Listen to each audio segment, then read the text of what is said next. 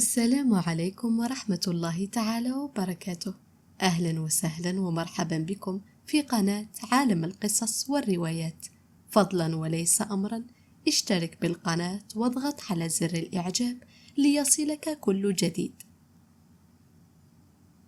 كان يا مكان في قديم الزمان، وما يحلى الكلام إلا بذكر العزيز الرحمن، وبالصلاة والسلام عن بخير الأنام. يحكي زمان على راجل عايش رحالة من بر البر، يجيب في خبزته من بلاد البلاد، ويقول لك مد الساق وربي الرزاق. حتى الواحد النهار وهو في طريقه ماشي، ووصل للوطية خالية من السكان ووسطها بير، ويسمع في الحس يجيه يطلب منه المعونة. ويا سعدك يا فاعل الخير، إن غاب على العبد ما غاب على مولاه. قدم للبير واسمع الحس مخلط بين حيوان وإنسان، وعمل بالنية حتى تقضى له صوالح المخفية. أرمى الحبل وفي الأول جبد فار غير جبده، ويقفز من الحبل وشكر وعطاه زغبة من شعره وقال له: هاك نهار تحتاجني ما عليك غير تحرقها، ونجيك في زفة الريح اللي حاجتك، وإياك تجبد بني آدم اللي معانا. صاحبنا حط شعره في جيبه ولحلح بل المرة الثانية، وجبد هذا المرة ثور، وثاني شكره وعطاه شعره من جلده وقال له: نهار تحتاجني أحرقها ونجيك كي البرق، وأطلب وتمنى، وإياك من بني آدم تجبده من البير. ولاح لحبل المرة الثالثة، خرج السبعة من البير وعطاه شعره منه وقال له كما اللي قبله.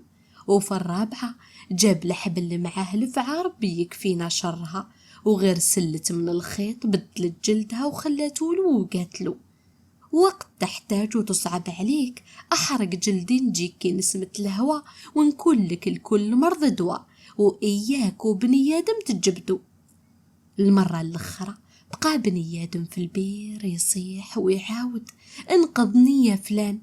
وحار السيد ذكا أنا يحذروا فيه كامل منه وعلاه، وهو عبد كيما أنا كيما هو، ولد عمي تجيني البهايم خير منه. وثاني اللي ينوي الخير ينويه لربي، والطمع فيه لا في العبد، أنا نخرجه ونخليها على مولايا. وخرج بني آدم وغير حط كرعيه على الأرض، عنق السيد وشكره وأعطاه اسم قبيلته والعنوان، وقال له: نهار تحتاج أي حاجة ولا جيت عاقب علينا، أهلا وسهلا بيك، الدار ليك والعتبة لينا، ونرجع لك الخير اثنين. وروحي أيام وروحي خدها، وصاحبنا كان في الترحال ومن حال لحال، وما يدوم على حاله غير ربي سبحانه.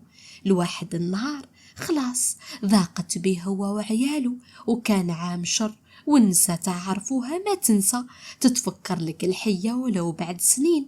وكلمة منه ومن هيه قالت له مرته: يا تاج الراس ومكسبي بين الناس، رانا في ضيق وانت عندك خير درتو ويستنى في كلمة منك باه يترد ليك، وجرب الدنيا تجريب يا تصيب يا تخيب.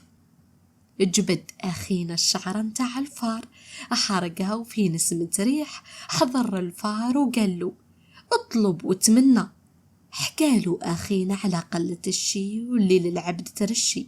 قال له الفار: استنى وقت ونولي ليك. وفي نص الليل يسمع في الدار تحرك والحس قوى، ناض وخرج هو ومرته يلقاو الويز والذهب والدينارات صناديق. سقساه منين جابهم. قال له الفار: احفرت من جهة خزن التاجر ظالم، ورديت حق من حقوق الناس، وانا هنا تخلص مهمتي وتبقى على خير. ومنها بقاها على خير. وأخينا خمم فيها مع زينة العقل والفعل.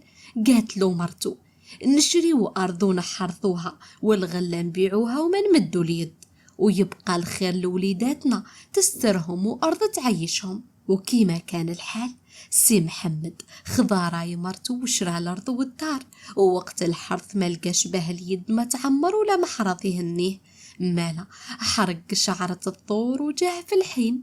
قال له: خير واش تطلب يحضر. قال له محمد: تحرث لي الأرض وحكالو اللي فيها. حرثها له الطور في رمشة عين، ويوم على خوه ونهار يتبع ليل، وشتا على صيف وبينهم ربيع وخريف. وأخينا ولا عنده المال وكبر الجنان والغلة، وخافت زينة العقل والفال على رويجلها وقتلو.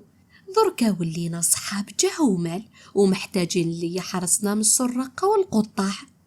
هنا أحرق شعرة السبح، وبهيبته طلب منه الراجل يحرسهم، والسبح قال له حاضر، يحضر لك الخير يا مرحمة الوالدين وبنت الناس الزينين.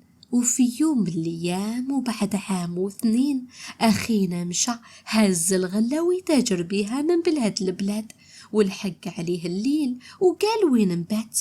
هنا تفكر باللي قبيلة السيفلان قريبة منه، اما لا قال نروح نبات عنده الليلة، واللي تعرفه خير من اللي ما تعرفوش.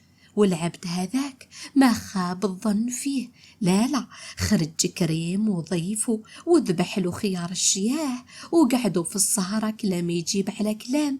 وأخينا حكالو على سر ماله وبركة عياله، وعلى الفار ومنين جابلو المال. وصبح صباح ربي الفتاح يولي لأهله، ويبقي بني آدم على خير. وروح يا زمان وولي يا زمان، هذاك التاجر الظالم لقى باللي كنزو نقص، ولقى دراهمه نقصت من الخزنة، وما عرف في السر منين.